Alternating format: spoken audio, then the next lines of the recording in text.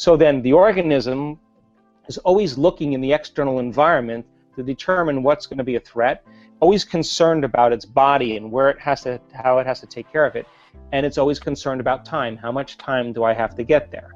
The body, the environment, and time.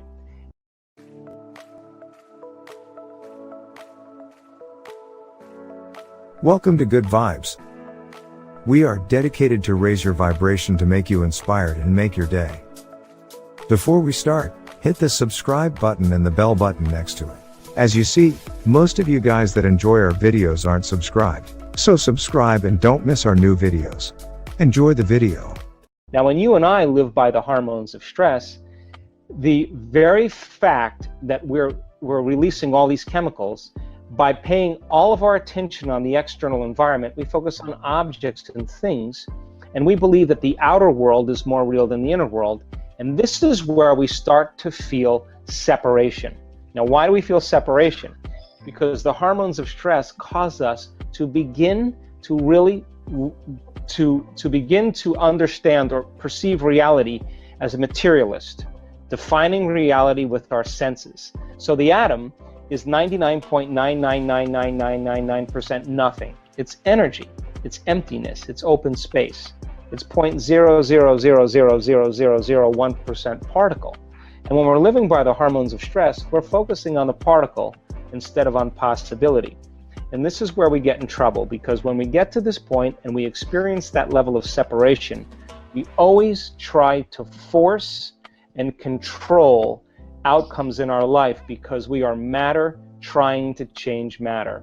In other words, when we live by the hormones of stress, we feel more like matter and less like energy because we are fundamentally functioning as a particle instead of possibility. So then people then begin to use what they know in terms of their limited resources to get what they want. They compete, they manipulate, they lie, they cheat, they steal, they do what they can to try to get ahead in their life because for the most part, they don't know that there's any other way to do it. They're functioning from a primitive nervous system.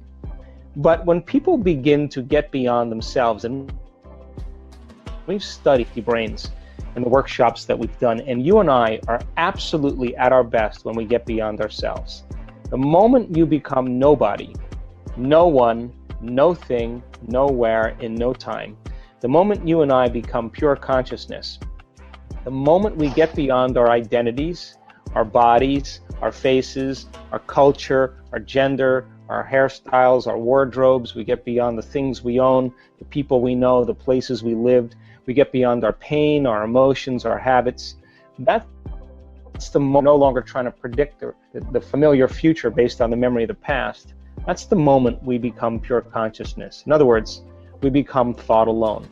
And that's the moment the body is literally releasing energy. And we go from particle to wave, from matter to energy. And the side effect of that is our heart begins to open. The brain gets very coherent. The heart begins to work with the brain. We broadcast a whole new electromagnetic signature. And instead of trying to predict the worst case scenario and get ready for it, we trust in the unknown. We trust in possibility. We begin to lay down the very thing we used our whole life to get what we want for something greater to occur. And so it's a skill, and you can teach people how to do this. And when people stop living by those limited emotions and they start opening their heart, they feel connected to something greater.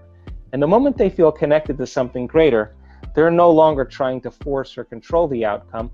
They're getting out of the way and allowing the universe to organize it in a way that's just right for them.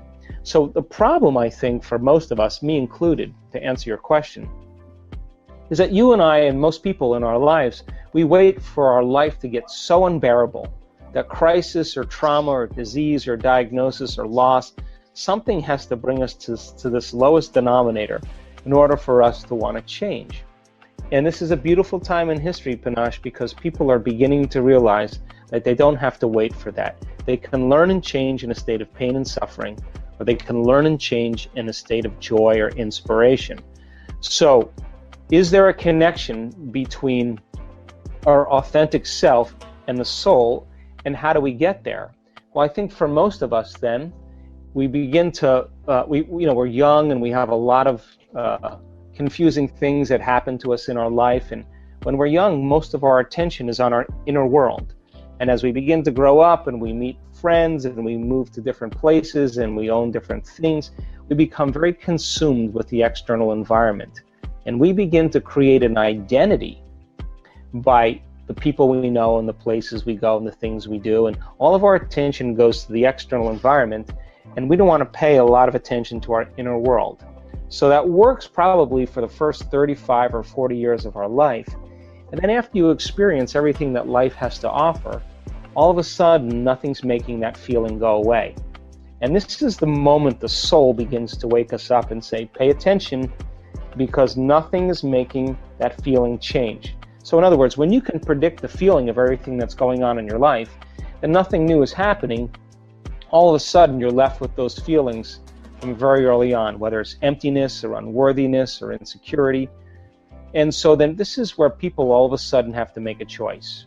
Some people, they buy the sports car, they buy the new boat, they join a new social club, they meet new people, they have affairs, they go on vacation to a new place, they buy new things. But when the novelty of all of those events wear off, here comes that feeling again. And so then other people, they begin to look at those emotions and they don't want to keep that facade going on any longer. In other words, this is how we appear to the world. This is the facade, this is the identity, this is the image. And this is how we really feel inside. Now, this person is identifying, creating identity with the external world so that nobody knows how they really feel inside. Now, everybody's doing the same exact thing. So God forbid anybody finds out that we're insecure or feeling empty. So you have to keep this facade going on with your identity in the environment and your body and the way you look and how busy you are, so that you don't have to look at this. Now, some people begin to look at this feeling, and this is the midlife crisis. This is where they say, I don't love you. I don't know why I'm doing this. I don't like those people. I don't want to keep this going any longer anymore. And they begin to pay attention to this feeling. Now, there's not a lot of structure in our Western world to do that. So the moment people begin to lose their mind and they begin to tell the truth about who they are, they begin to break their emotional bonds with everybody in their life. That's when they go to the doctor and get Prozac, and there they go. They return right back to that person. But this gap between how we appear to the world and who we really are inside is based on the amount of emotions that we've memorized from past experiences. Now, when we begin, there's pain there, there's sadness there, there's unworthiness there, there's insecurity there, and we're not looking for the external environment to make this feeling go away.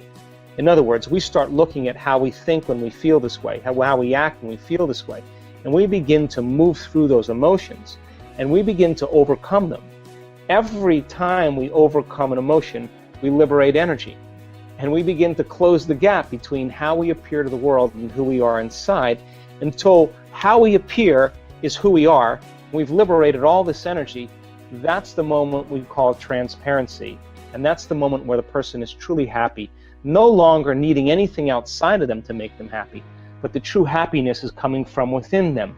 In other words, so many people confuse pleasure and happiness. And pleasure is the accumulation of things to feel good, and happiness is coming from within. So that intelligence that's giving us life right now, that's digesting our food and organizing trillions of functions in one cell every single second and organizing DNA, that self-organizing intelligence is looking for a crack to leak out. And when it begins to leak out, it begins to consume us. And that's the moment we become like it. We become more loving. It's a loving intelligence. We become more mindful. It's a great mind. We become more willful. It's got an amazing will. Its nature becomes our nature. We become more giving. It's a giver of life. So I think when we begin to all of a sudden realize that there's nothing wrong with the accumulation of things, but I think we've been conditioned into believing that true happiness, changing everything in our external world, and true change comes from trying to do it from the outside instead of doing it from within. And I think this is, again, really important for us, because as we begin to overcome that, those limited states, the body's no longer living in the past. And that's where most of our pain comes from, is when the body's living in the past. And And we've measured so many people in the process of transformation. And when they get beyond their past, they're pretty unlimited people. And the side effect of that is true joy and true expression of life, which I call the natural state of being.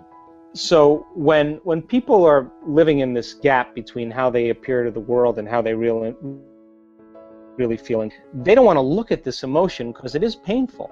What they'd rather do is distract themselves from all these things in their external environment so they don't have to look. But when that feeling isn't going away, and they can't, after the sports car and after the vacation and after the buying the new things, the new wardrobe, the facelift, whatever, and this feeling keeps returning, this is a time really where they have to look at that emotion.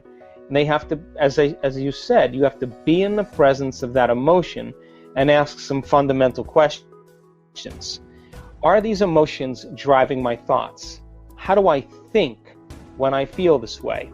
Now, those thoughts are just old circuits that have been fired and wired in the brain. How do I behave? What do I do? How do I act? What do I say? What comes out of my mouth? Now think about this.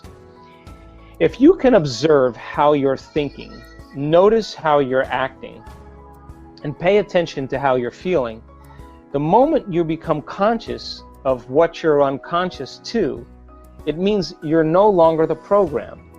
Now you're the consciousness observing the program, and this is when we begin to objectify our subjective selves. And the more we can look at ourselves through the eyes of someone else, the more conscious we can become of that, the less unconscious we're prone to be in our normal life.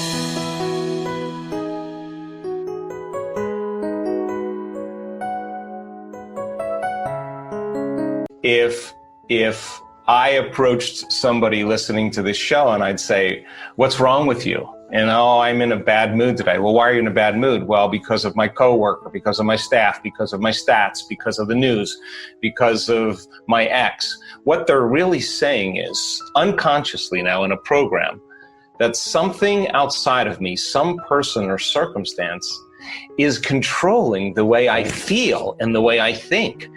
And anything that's controlling the way you feel and think makes you victim to your environment. Now, that unconscious program then means that a person who's living by that every day will be more susceptible to any condition in their environment, because it's their response to the environment that is squandering the amount of energy they need to heal. So then in order for them to heal, then they have to turn the battleship around and say, well, wait a second. I could complain, that would be normal and natural. I have 1,000 reasons to be unhappy, but instead of allowing my environment to control how I think and feel, what if how I think and feel can produce an effect in my environment? Now all of a sudden, the game changes, because you are going to inhibit those thoughts, behaviors, and emotions. And in the moment where, whether it's justified or valid or not, for you to be angry, frustrated, fearful, sad, pain, whatever, to no longer allow your environment to control it, and you begin to self-regulate, and that's adaptability. And we teach people that you could actually develop this skill. And when you do it properly, and you get back into that kind of heart and brain coherence, you save yourself from going unconscious for the remainder of the day and running some type of program. So it feels unnatural in the beginning, because basically The hardest part about change is not making the same choice as you did before. And the moment you decide to make a different choice, buckle up, because it's going to feel uncomfortable. It's going to feel unfamiliar. You are going to leave known territory and you're stepping into the unknown. Now, most people, their habituations and their conditioning of remembering something from the past, and that memory is just thoughts of different people and circumstances, of different things at certain times and places, tattooed in the recesses of their gray matter. So the moment they think of their problems, they're thinking in the past.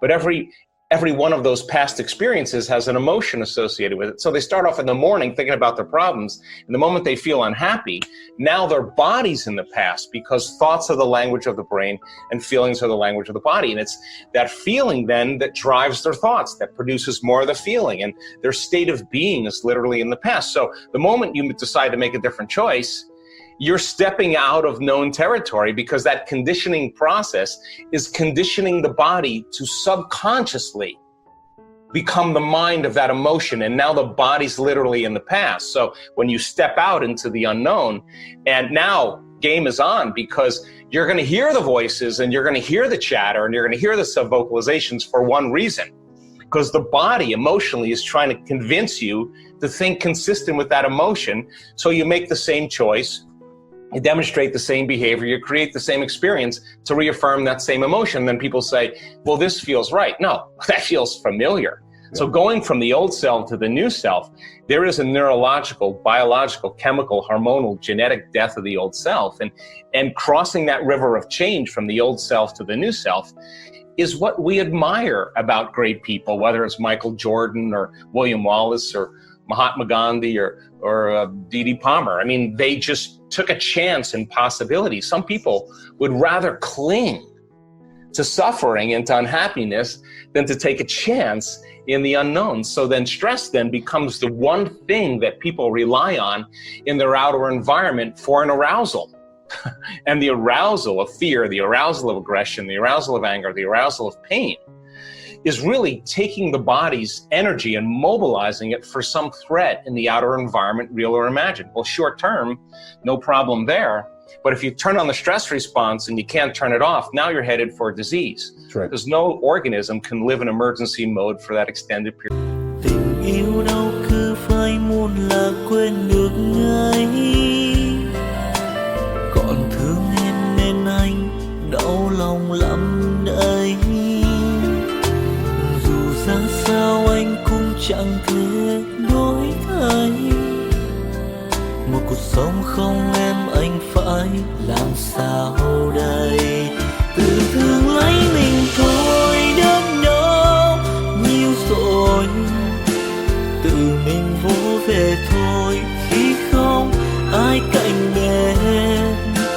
Tập yêu bản thân thôi để không phải buồn. Thương hóa người dưng cứ sao lệ mi tuôn. Tự thương lấy mình thôi chẳng ai thay đổi. Tự mình cố vượt qua nỗi đau sẽ bối xóa. Tập yêu bản thân thôi cho nên yêu vội. Tình yêu đâu phải trò chơi để cho ta lạc lối. Period of time. So what's the side effect? From a neurological standpoint, you are going to see a lot of incoherence in the thinking neocortex. In fact, the arousal causes a person to try to predict the future based on the past. So now they're overly analytical. And our research shows when you get overly analytical, 100% of the time, you're going to make your brain worse, without a doubt. Wow. You're going to drive it further into those elevated high beta states. Same thing happens. You're sitting in traffic and you're frustrated, you're impatient, you can't run, you can't fight, you can't hide. So in a sense, biologically, you're stepping on the gas and the brake. But what happens to the heart during the sympathetic response? It's beating, but now you're not using that energy. So then the arteries of the heart constrict, and now you're pushing against the closed system, and the heart becomes incoherent, and energy literally leaves the brain and heart. And now in a sense, the hormones of stress draw from our field of energy and turn it into chemistry. We become more matter, less energy, more particle, less wave. And now we feel separate from everyone and everything because those chemicals heighten the senses to narrow our focus on everything material. We become materialists. So then there's no time to dream in survival. Why would you dream? It's not a time to dream. It's not a time to create. So people spend 70+% of their time living in this aroused state.